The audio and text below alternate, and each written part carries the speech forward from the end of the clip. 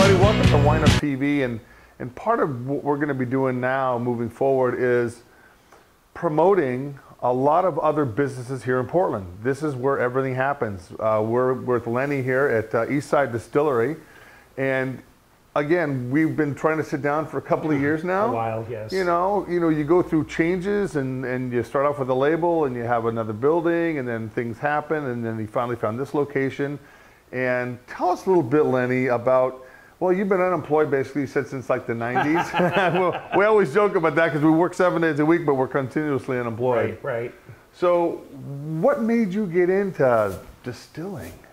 I was down in Belize way back in 2006 with my very good friend Bill, and I was drinking my $7 a liter rum on the beach. That's a liter. And it was really good. And 6 years ago, there was not a lot of selection in the marketplace for rum, and honestly, I've never actually had good rum. And so I really kind of got the idea there that if they can make great rum here, maybe I can make great rum on my own. And I met one of the other local distillers, and by then I'd already been doing my own flavoring, using the coffee and the ginger, which have become products. And then, like you, I've been an entrepreneur for a while, and when people tell me I can't do something, I don't believe them either, man. Which you know is a great and a terrible trait to have. You know, you can sometimes get yourself. This was a lot harder than I ever thought it was going to be, but nothing. You don't quit. Great is ever. No, I don't ever. Yeah, there's no quit in our game either, and we're actually looking for another building too, right as we're doing this interview. But all right, so when you started, I know Clear Creek Distillery. Yep. That's probably the first one in Portland. Yeah, they're 20 years. Yeah, something and like that. there was nothing. No. In a long time besides them. And then look at how many distillers have popped up in the last 2-3 years. Quite a few. What, about 7 or 8 now? There's 8 or 9 just in Portland. Okay. There's 38 in the state or something like that. So it's really become quite the little industry that's up and coming. Oh yeah. The things that always kill small business like this, federal taxes, state taxes. When you're dealing with spirits, you're getting killed on the tax end. Yes. Unfortunately. Yes. But you know, it's taking the public and educating them on different products. Oh yeah, absolutely. You know, your micro batches of rum, like we're talking. You make like bourbon, you have 1 barrel of bourbon, and these are your small kettles right here. Yep. So you can't make a lot of it yet. Right. You know, but you always grow. And we were talking about you growing out of this place one day, and you're looking forward to buying a new building. That's awesome. All right. So basically, you use cane sugars for your rum. Molasses, yeah. Molasses. You could probably use cane sugar though. Yeah. Molasses has to be made from any form of cane sugar. Okay. And then right here, you have a little experimentation. You have a little beer that you're distilling down. So what we're going to do now is we're going to go talk to Andre, and Andre is like the mixologist for all this. And not only is he a great guy, I've gotten to know him over the last couple of years. Rumor has it he makes some damn good cocktails. So we're going to go up there and talk to Andre. Hey everybody, well welcome back, and now we're going to be mixing some of these alcohols. We have Kirsten and we have Andre, and Andre and I kind of go back a little ways, but I'm glad you found your spot here, and this is going to be wonderful. So what do you guys make, and what kind of cocktails are you going to whip us up? Well, I'm going to make some cocktails with our 3 holiday liqueurs.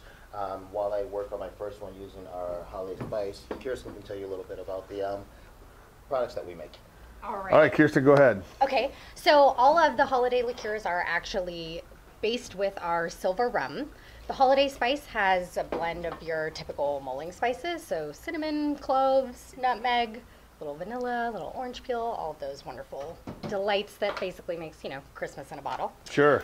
Then we have our eggnog liqueur, and it tastes exactly like what you might think, but we also have a little bit of lemon in there with the milk, eggs, sugar, and all that yumminess. So it's really great with eggnog, but it's also really good in coffee, all kinds of things. We also have our peppermint bark liqueur, which is outstanding and probably my favorite. It uses 100% pure peppermint oil as well as 100% extra brut dark cocoa powder. Yum. Now, the master mixologist obviously is Andre, but who puts together all these rums in a bottle? Actually, that would probably be Lenny. He's the brains of the operation. Mel, who is our distiller, she makes it happen. All right, very cool. Trial and error. I mean, you know, you have several different recipes until you nail one down. It's just like anything. All right, so Andre, what are we doing here? Right now I'm doing with our holiday spice liqueur with a little bit of Grand Marnier. You're talking my language, baby. Coming from the wine side, this is exciting. So fresh orange juice.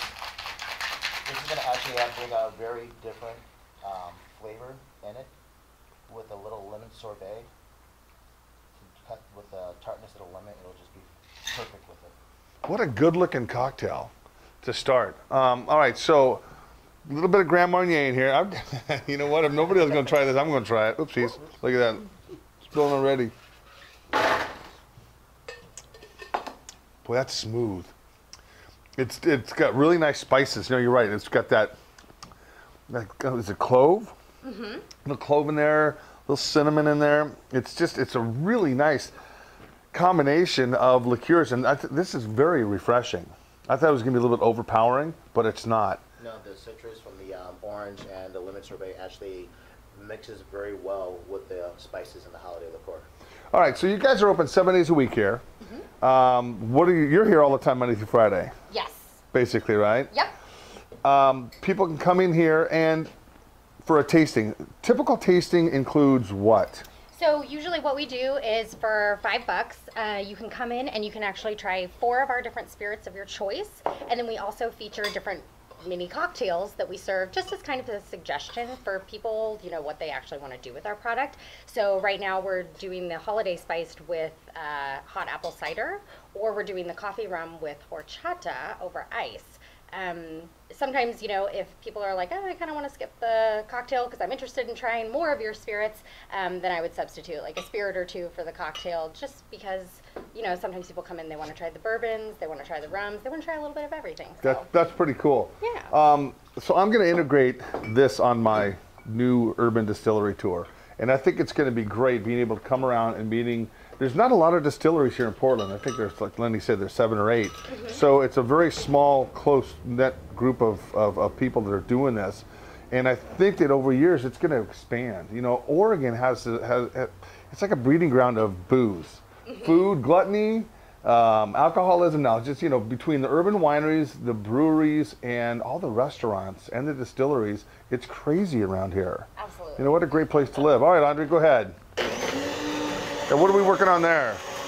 This, actually it'll be easier when I stop. This is going to be it's our eggnog liqueur. All right. With a little bit of our potato vodka and a little bit more of the orange liqueur. All right, so this is one you want to put out for Santa. Yeah. Next to the cookies, right? Here, Santa, ho, ho, ho. So getting all this dialed in, and how long have you guys been here at this location? We've been at this location for about 2 years now. Okay. Mm-hmm. Very cool. Look at Andre, man. He's just mixing away. All right. All right, I've just about got this thing down. Looks good. All right, let's see what this is. A little eggnog drink in the morning, huh? Yeah.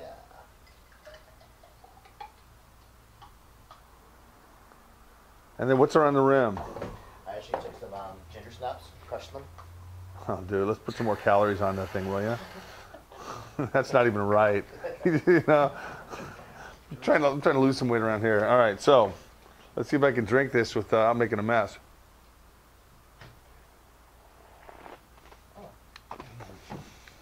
Well, there's a straw. That's even better. All right, here we go.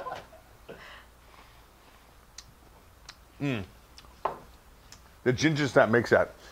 Probably have a little thing all over my nose. Good old days. Wow, you know, it's a holiday drink. You know, the eggnog kind of comes out. It's very subtle, but it's got really nice flavors. I like that. This one here, I thought I'm going to Mexico in a couple weeks. This is like I'd be drinking in Mexico. It's very refreshing. What other liqueurs you guys do? Potato vodka. Mm-hmm. You do rum, and I think it's great. And your labels are wonderful. Then you have a Burnside bourbon. I think it's great. Your peppermint bark liqueur, cherry bomb. These are all kind of like I'm not a huge mixologist like you would be, Andre. Just a couple splashes of this stuff. You know, would use this for a whole cocktail. You can use it for a whole cocktail. Very nice. All right. Or you can have it on the rocks, you can have it straight. Sure. Having a bad day, just have it right out of the bottle with a crazy straw. Been there. I am speaking of some of that. Been there, done that myself. All right. Most of this liquor is controlled by the OLCC, so it gets sold to the liquor stores around here. But you can purchase some of these liquors right out of this shop. Absolutely. Very cool. If you want to come in and buy a cocktail, can you do that or no? We can do little mini cocktails. I might be here more often. Serve a certain amount. I might be here more often than you wanted me to be here. All right, so Andre, what are you working on? I'm using the peppermint bark liqueur, and this one I'm doing a little differently. Mixing it with a little bit of our silver rum, and I'm going to shake it with whipped cream. Wow. This sounds good already.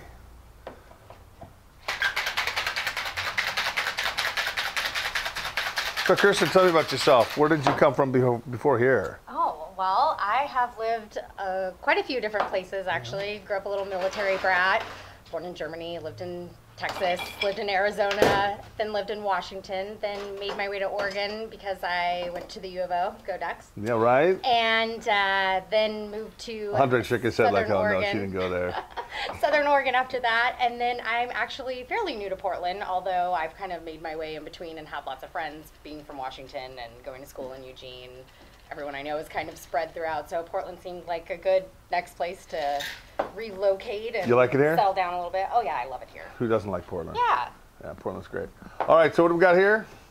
That is our peppermint bark liqueur with our silver rum and whipped cream. What's the name of this cocktail, Andre? Come on. Grandma got run over by a reindeer. Grandma got run over by a reindeer. Cheers.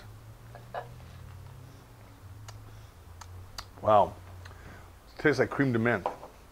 It's got nice chocolate, nice, it's, wow, peppermint, it's beautiful.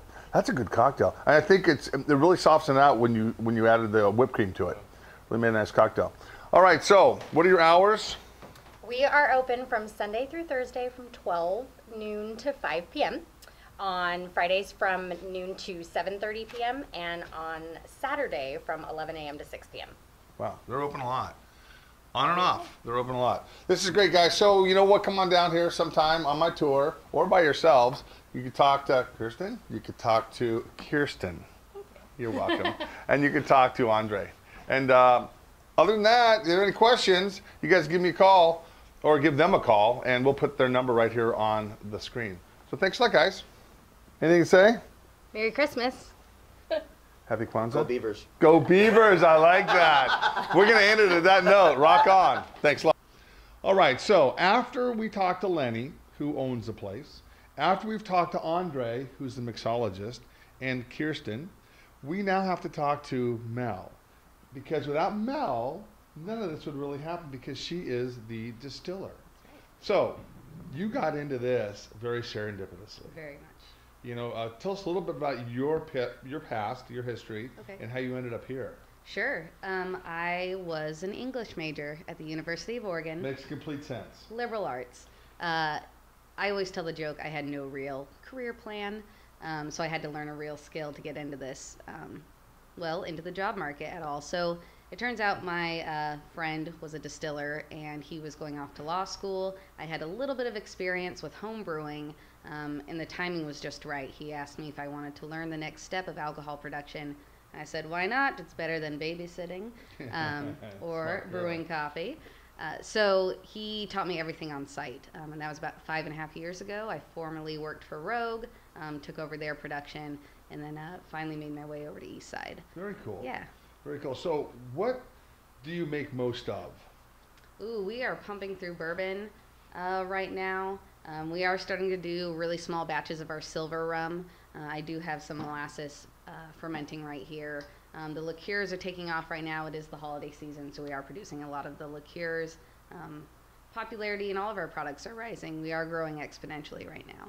That's very cool. And one thing I noticed, you know, Lenny has gone through a label change, Sure. an image change. I think you start here and then you progressively take it to the next level. Sure. Your labels have really Yeah. turned out a lot better than they were. Thank you. And it's all a visual thing. I have a wine shop, mostly do wine, and it's all about the cool labels and the good pricing of everything. It's true.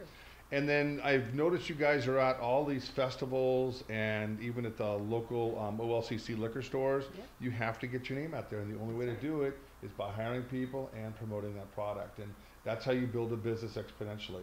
So you guys mostly do rum. What's the difference between silver rum and what other rum? Well, technically everything starts as silver rum. Silver rum is just the byproduct of distilling molasses or sugar.